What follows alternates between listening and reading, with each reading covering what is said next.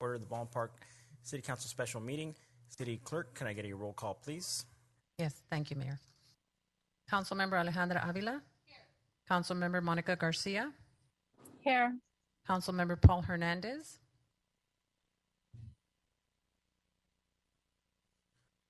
Mayor Pro Tem Daniel Damian. Here. Mayor Manuel Estrada. Here. Thank you for that, City Clerk. City Clerk, is there anybody looking to speak during public communication? Yes, Mayor. We have one individual who requested to speak. We're going to call him. His name is Paul Cook.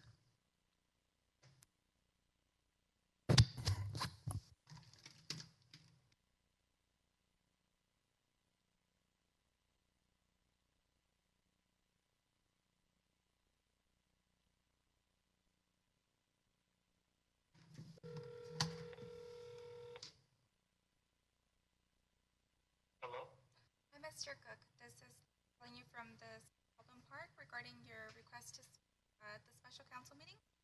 Yes. Your time will start as soon as you begin to speak. Oh, so do I start now? Yeah, whenever you start, your time will start. Okay, just let me know. So. You can start now. Oh, okay. Hi, Mayor and council members. I understand that you want to hire Ron Garcia as the director. And he just has a perception right now of total corruption, of supporting royal coaches. He's not doing his job code enforcing them, and they're historically corrupt, as you know, with the $1 million tone scandals that they did. And it makes it look like royal coaches is owning Ron Garcia. And, you know, this type of historical corruption just has to stop. As you know, we've been battling this a long time, and so he's just not qualified in character or in competency. And from what I understand, he basically was hiding files and is in touch with William Salazar all the time. I've also been complaining about the Guadalajara Grill sign, and from what I understand, it's an oversized. Well, it is an oversized sign, and I don't believe they have a permit. From what people have told me, you know, our battles with temporary signs, and I hope that I don't have to look to find another client and get the ACLU involved. I mean, this is not on. It's total favoritism. That is the Lozano area. I know Manny Carrillo frequents it. I know Monica Garcia frequents it. And, you know, this type of favoritism isn't tolerable anymore in this city. And so I'm just asking that Ron Garcia not be appointed. And, if anything, he should be fired. That's my view. So, the community's not for him, and he's not doing a good job. So this corruption has to end. So that's my 2 cents. Thank you very much. Thank you. Those are all the requests we received. Great, thank you. If anybody's looking to speak without a card, now's your time to do so.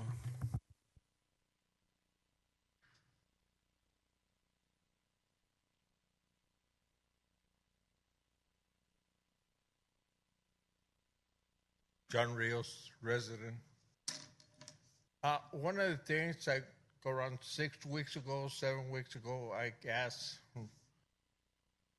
him to give me some information on the code enforcement phone numbers for the weekends or even during the week. When I see something, I don't have to be a monitor for the city or anything, but I do because I don't want it to get back the way it was.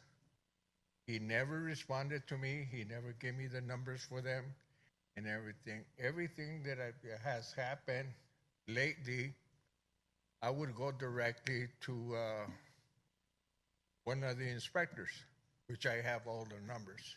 But he never gave it to me, never gave me a schedule or anything. That's one of the things you, as any kind of, management, you have to respond for a request, especially for the city, in Baldwin Park. We are very demanding a lot of times, but at the same time, we want to keep our city clean. I've seen a lot of vendors come back into the areas, and I used to call one of the inspectors to come and check it out. Eloteros, I've seen them try to get into the city, and the inspectors go right away when I call them up. That's one of the things. We cannot be favoritism to any point of the view, you know. Follow the law, and that's about it, you know. We can't go back to the way it was 8 months ago, you know. Our city is growing, especially in the area of Baldwin Park Boulevard and Francisquito. It's booming. It's booming. Tell you the truth. There's a lot of business right there. People that come from West Covina, because we have a bunch of restaurants, drive-throughs, and everything. And the main one is in and out, you know. So that's one of the things that we're trying to clear that thing, you know. Don't be making deals with anybody. Okay? That's all I have for right now.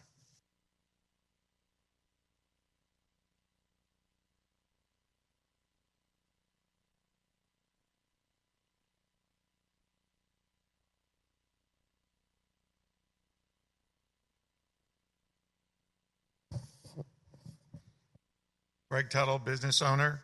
I want to protest the nomination for Ron Garcia to be City Development Director. He's incompetent. He's bought off. He's a buddy deal with all the council people that want to do friends favors. I told him in an email a while back I was going to, if I didn't get satisfaction with what's going to happen with Royal Coaches and clean up all the mess over there, that I would file a total complete request of all information regarding all the properties, permits, and everything else that's done by Royal Coaches from the year 2000. And to my surprise, when I filed that with my attorney yesterday, 4 hours later, Mr. Salazar is calling me voicemail. Why is Ron Garcia talking to Willie Salazar? That public information request was for me to the city, not to Willie Salazar, not to talk to Willie Salazar. It's about doing their job and giving me those documents. But he seems to think he has a personal relationship, which he does, and it's favoritism. And I've taken Danny Damon around. I've taken some of the other people around to show them all the violations he has. Nobody does anything. The parking's atrocious over there.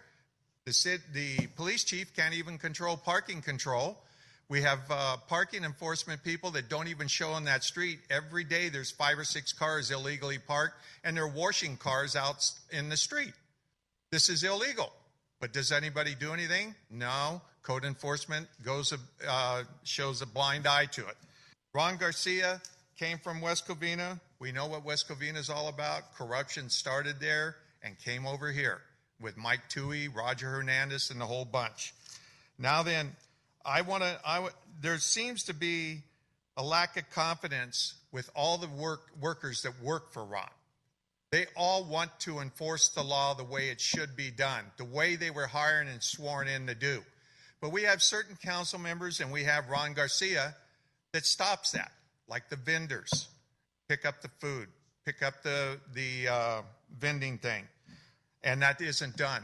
No, just give them a citation. Does anybody check the ID on these people? No, because they write them a ticket, and then guess what? Nobody comes in to pay the ticket because they have false ID. We need to support our code enforcement with a good leadership. And I helped you guys out with the last girl you wanted to get mayor or get city manager because she was a nightmare. But nobody did the background on her. All you had to do was go through Google and find that out. But we haven't even fired the corrupt city attorney, the corrupt city finance director. We haven't got rid of those people yet. We still keep hanging on. Let's get some balls and fire these people. Time is up, sir. Thank you.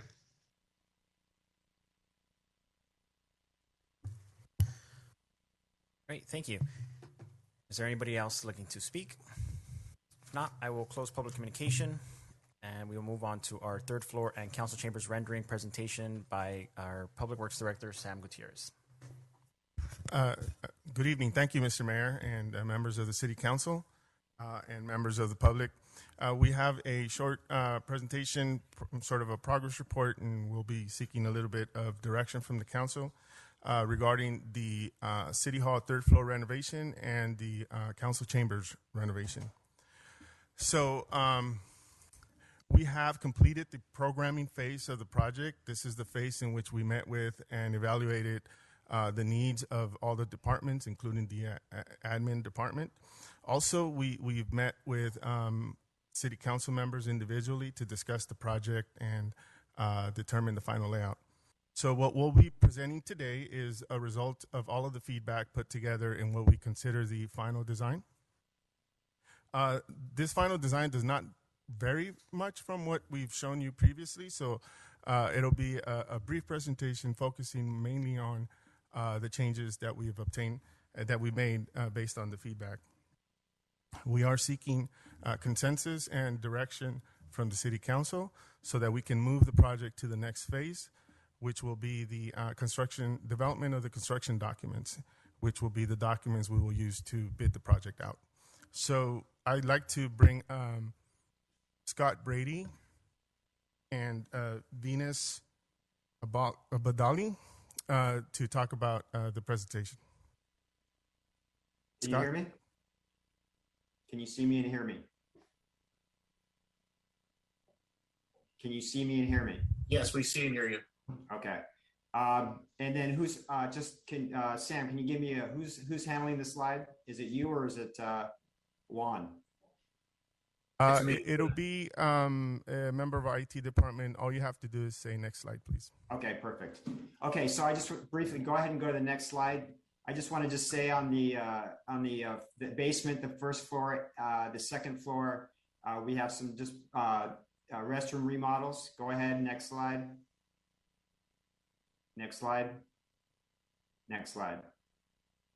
So third floor is the major renovation. I think you've generally seen the layout where we put human resources in to the right top, community development on the other side below them. And then we have the mayor, city manager, mayor, and city council in the middle. And I think you've seen, and there's been discussion about basically all the offices are the same size, and they are slightly less than the sizes before. And we created this larger living room area that's in the middle that opens out into the Zocalo. And then to your left, we've added a reception design, which we have a 3D image of. And then as you walk in off the elevator and in the stair, there's a conference/office space that currently is now the exterior terrace. So it's basically being enclosed. The break room is a little bit larger. We've used up some of that space in the larger conference room just across from the reception. And then we've created an access space into the terrace that will allow the human resources and community development to walk around the core of the city manager's, council member, and mayor area. The idea is to create this more private space. They'll have access to the break room. Everyone will have access to the break room. The copy room is to the right of the city manager, which everyone will have access to, but it's kind of central to where everybody's at. Go ahead, next slide. So the idea of the reception, it's a circular kind of taking away from the Zocalo. It's just a small reception area with the council member plaques and images with the seal behind the desk. And the seating area is totally open now with windows and view of the Zocalo. To the right is the conference/office space to the right. Go ahead, next slide. For the council chamber, I think we've had this discussion before, but instead of just entering the council chamber directly, now we have an enclosed vestibule for added space and open windows. Go ahead and go to the left a little bit. Zoom out. We removed had to remove some of the seats, the fixed seating to allow handicap access. So there's basically 4 seats that have been removed and then space allocated, and they'll be plaqued to allow the public and wheelchairs to have access. The lectern is the same position.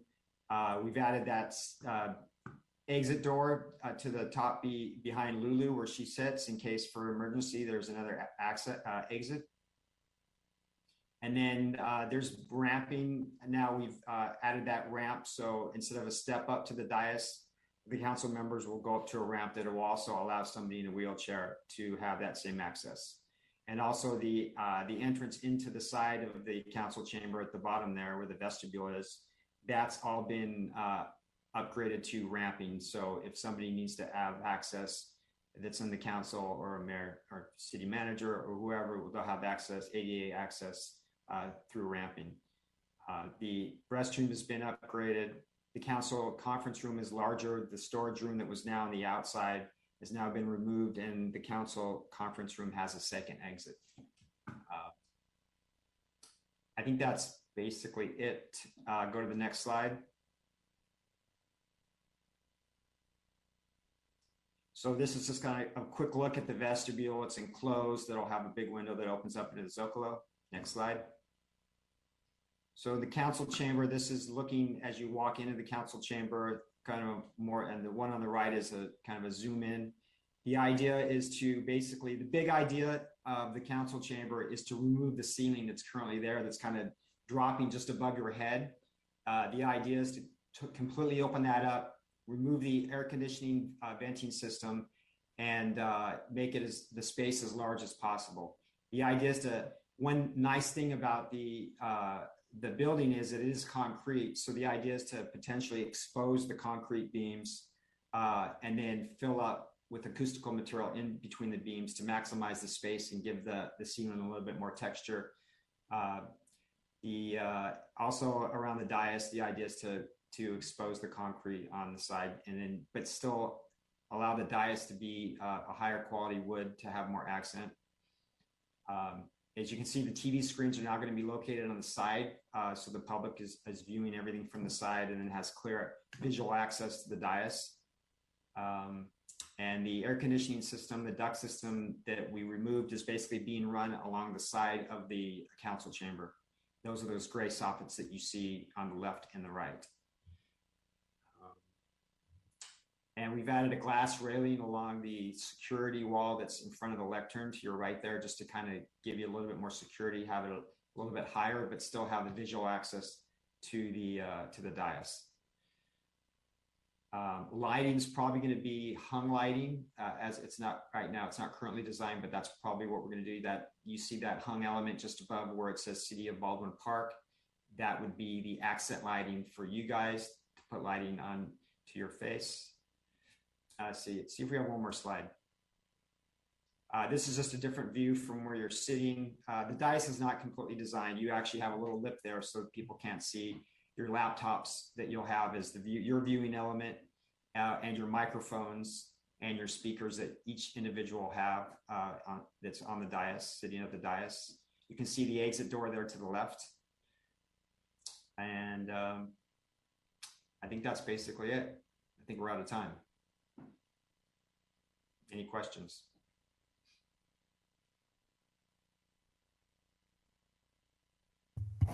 Does council have any questions?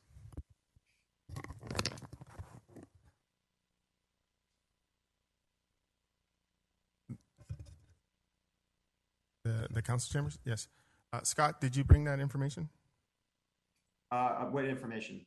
The dimensions of the offices. Yes, so the office is just a kind of a brief description. The mayor's office previously or currently right now is 244 square feet. The proposed office in the third floor plan that I just showed you was 132 feet, so it's been reduced. 132 feet is actually the size of all the offices in the new design. The old council member offices varied in sizes from 240, 238, 173, and 142 square feet. So all those offices are slightly smaller, and basically mayor and council council member offices are now currently all the same size at 132 square feet.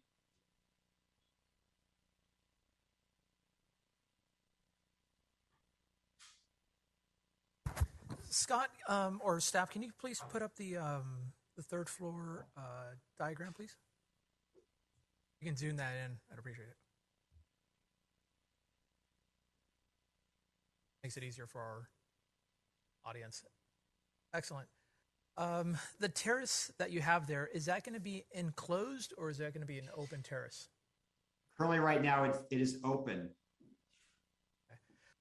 So that's an open terrace right now, correct? Yes, and it's the design that you're looking at is that it is open. The only terrace that's enclosed is that conference room or office over by the reception. Got it. No, I appreciate the work and the thoughtfulness and the considerations from all of our colleagues and staff. The one thing I still don't necessarily agree with is there's by putting up two doors on the left hand side, or where I guess it'd be council CM1 and CM2, and then another office, another door near office. I guess I'm sorry, room 318. That kind of creates a scenario in which the staff that are located on the right-hand side literally have to go outside, especially during the heat, during the short period of times that we have water, when it rains and so forth. But more importantly, it creates like an exclusive area, and I certainly wouldn't want to create that by putting a door there, at least at the very least near room 318. I can see it being done for the room to the left hand side of as we're looking at the image for security reasons, right? So there's another passageway before someone that are visiting from the third floor to come in. That creates another security point. But the door on the right-hand side near the city manager there, my suggestion would be to remove that, so that way folks that are located in the right-hand side can easily walk through those offices, through the council and mayor's office, and more importantly, the city manager, because oftentimes I'm sure the city manager has informal conversations with colleagues coming to their office, and providing a barrier like that just doesn't make sense in that particular area. So that would be one thing. And then can we go down to the council chambers slide, please? I think it's the next one.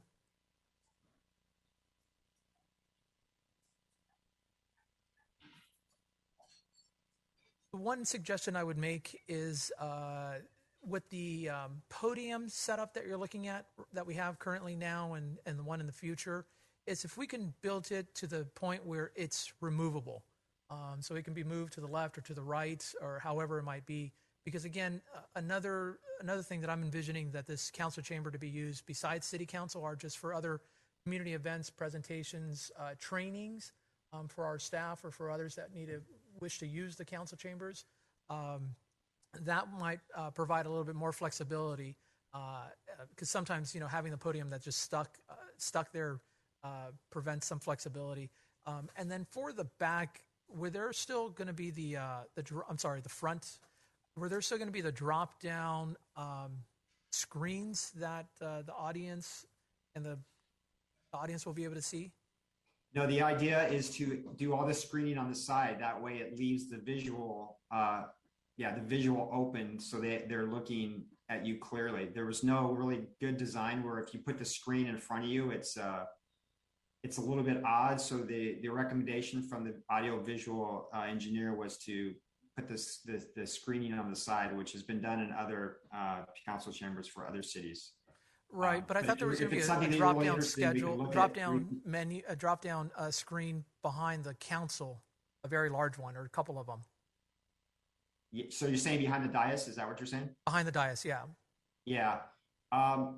We can look at that. I think now that we've removed the ceiling too, it's maybe a little bit more workable. I think the idea though, it's got to be drop down, because I know that for visual, for taking photos and stuff like that, the idea is to show the city and the seal and stuff like that. So most of that will be blocked when the screen drops. Yeah, that's not a problem. I mean, that's easily raisable. I think City of Hawaiian Gardens has something like that, where they drop it down for presentations, and they have their city logo, where they take their pictures and so forth with the community and others, and they just raise it up. And that's actually not behind them; it's to the side of them, off the dais. But that's just the way it's configured over there. And then with the televisions that you're looking at, the monitors, what's the largest size that you're going to be going with? Because again, we want to make this as accessible to our audience to be able to see, images that we're looking at right now, from 10 feet or 20 feet or whatever distance they might be. I'm not sure the exact size. I think it's about 3 feet by 5 feet. Okay. I'd have to look it up to see the exact size, but the audio visual, they kind of do all that calculation in the visual. But I was just thinking in the back though, we'll have to look at that too, because the curved wall makes it a little bit more complicated to do a larger screen. So there will be a minimum size on that screen because you guys still have to be able to get up and yeah. So there's a little bit of curvature back there. So yes, it can be done. We'll look at it. All right, perfect. If you just look into those and just report back to us, I'd appreciate it. Okay. Thank you. I think those are great ideas. I would just disagree with the door. I would leave the door. It's an extra set of security. On days with extreme weather, we could just leave it open, and I think it'll be up to staff. But sometimes we're up there, we're having a conversation, and somebody can walk by. A lot of times, I don't think there's a room in there anymore for conference. Conference room is now outside. So I think just leaving the door there and leaving it up to staff whether they want to have it open or closed that day. And then on extreme weather days, they can just leave it open, let people stop by. But it gives them control of the atmosphere up there because sometimes there is sensitive conversations going on. One thing I didn't mention is that the idea though was that those actually doors would be slide card read doors, that they could actually be locked. It's not finalized yet, but that was kind of the intention. So based on the previous comments, I guess that is something from both of you guys that you would not prefer to have? Key code access. What kind of doors were they? So key code access, only people that have the code would be allowed in those spaces, which would be primarily council members, city manager, all the support, whoever you wanted access to. So is that something that actually would be off the table? Because it sounds like you want it a little bit more open. I think key card should be fine. I mean, especially with our offices. I know I have a lot of documents up there from closed sessions and things like that. And I think it puts a little bit more security there. Like I said, on a day where people need to access there, that door could just remain open. But for the most part, it can remain closed overnight and whatnot. Okay. So keep it as key code access if we can get that designed into it. Are there key cards on each individual council office? No. I'm talking about the two doors into the main, where it says city council member living room. That big space, those two doors on the left and the right, that's one of them. And the one on the right, those two, the idea was to have those as key code access. And that's so I fine. guess the question is yes or no. But the reality is, again, it's to allow staff that are located to the right-hand side to be able to move freely through that process. Any sensitive conversations should be either had in your council office or in a conference room. I mean, that's just a good business practice to do. But to exclude the folks that are in the community development, not go through those offices, it just doesn't make sense. Especially if you're, those outside sliding doors. Are those? You said they're sliding doors, or no? They're doors for egress. It's a code required thing. That's why they're funky like that. But no, that's why it allows you to go one way, both ways, pushing forward to exit the building or exit the terrace. And are those secured by key card? That's a good question. I don't think that was not planned to be key carded. Well, I mean, just the offices, the private city manager. One option, and I don't know why, Scott. Maybe it's just me who is having a hard time being able to hear you. But one option, Councilmember Hernandez, is let's put the doors in, and like it's true of so many security access, those can be programmable, and what we program in and what we program out, or if we even keep the doors shut. Like you said, we can leave that to our practice, but having the option of having them be able to have secured access, I think, is a good one to have. Just the option. But in actual practice, if we end up, I think not providing the door, though, would not give us the ability to, for any number of reasons secure the access. Can So, you guys hear me? Hello? Yes. Hello? yes. Okay. Yes, this is Councilmember Monica Garcia, and I just want to chime in on the conversation.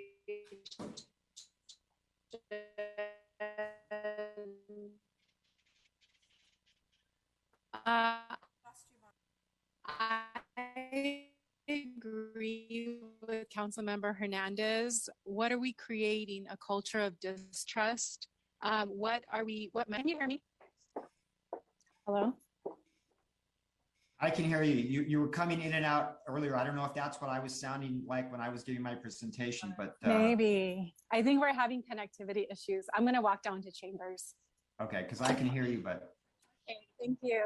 Give me 1 second. I'll be down. Sam, can you hear me? Yeah, I can hear you. It's kind of low, so there's some people in the chamber that are having a hard time hearing you. So I don't know if there's any way we can raise volume. Does that sound any different? I mean, does that sound any different? I have the screen like literally. We're receiving you well, Scott. You don't have to change anything. Okay.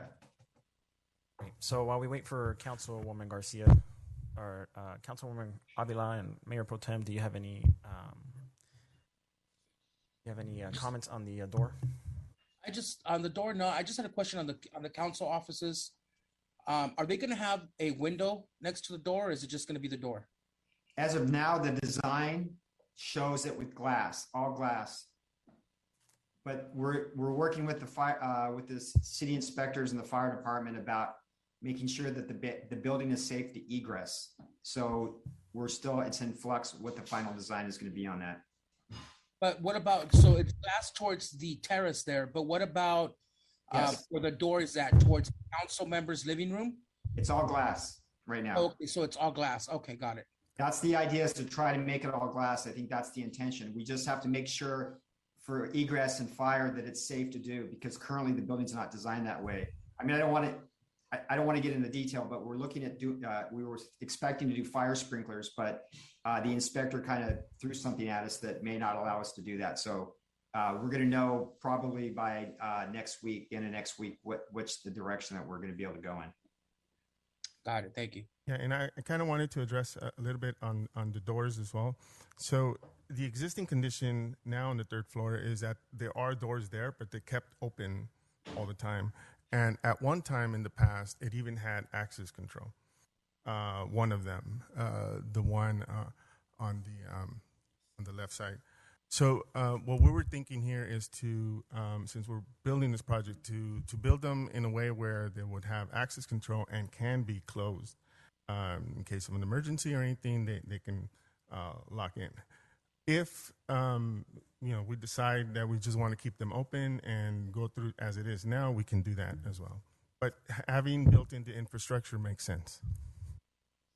Mayor, I was having some connectivity issues upstairs, but I just wanted to share some thoughts about the culture, what we're promoting, and I understand some what you're saying about building in and then using our discretion. But I would say let's be careful not to create a culture of distrust on the third level. I agree with Councilmember Hernandez that if there are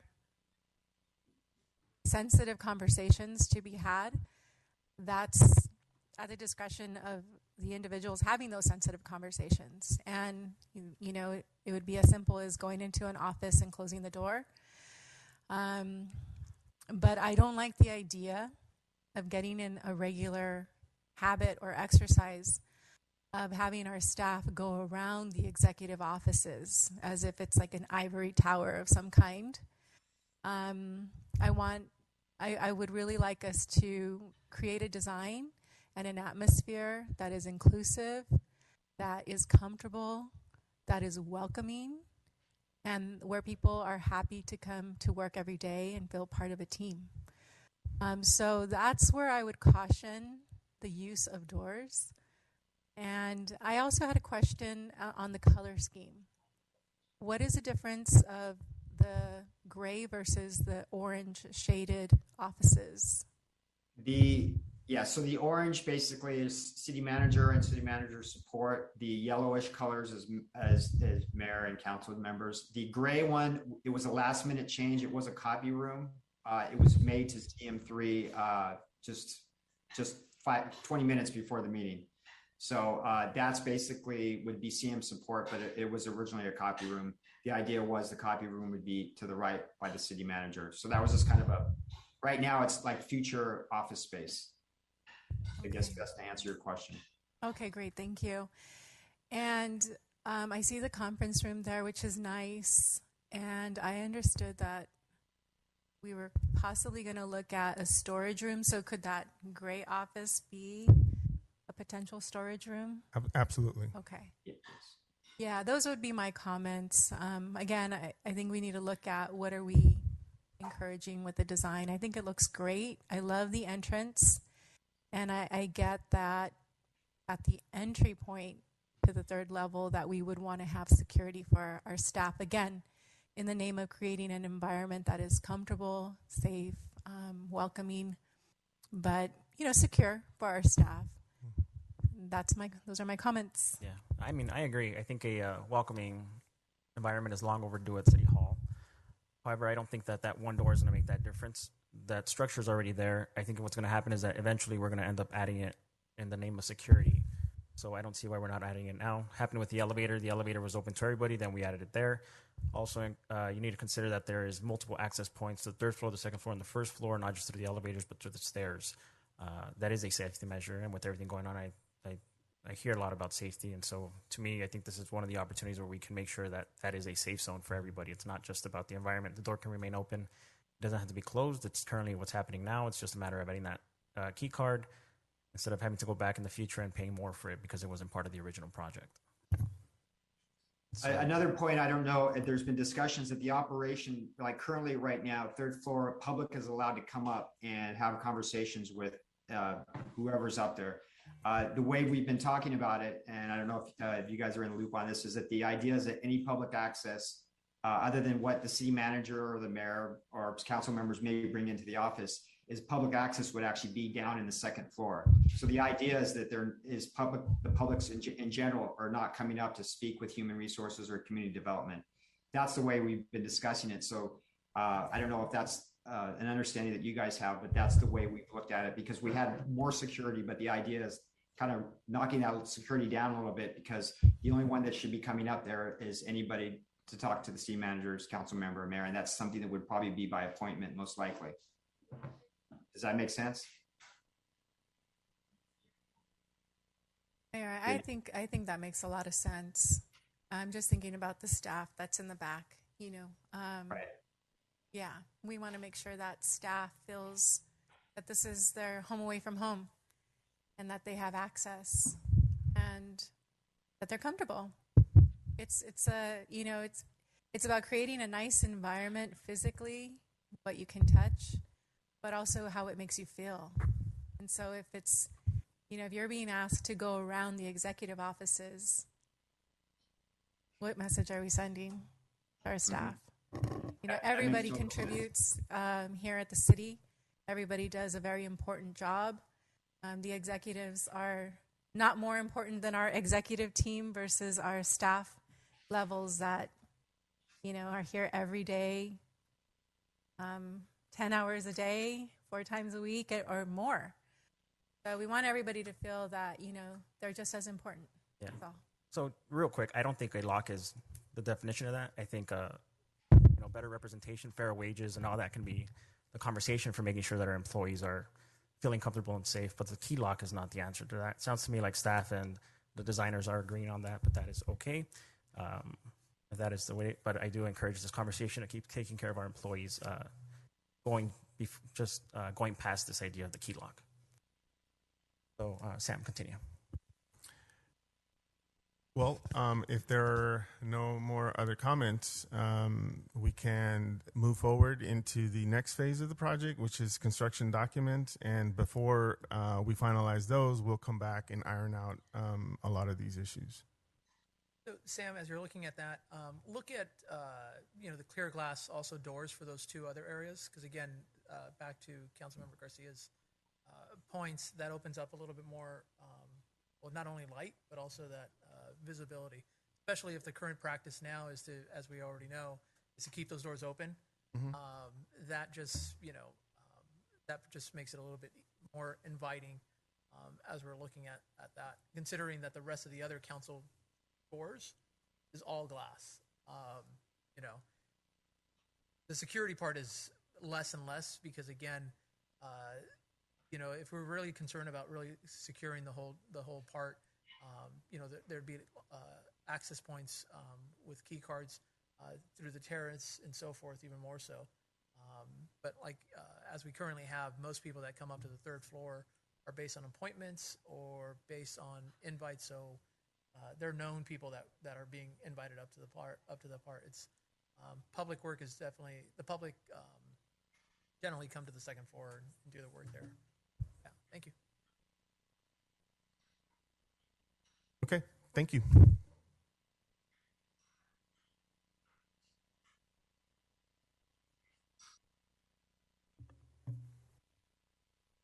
Great.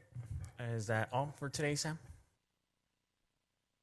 Yes, that concludes our presentation, Mayor. Thank you. Great. So we'll go ahead and move into closed session.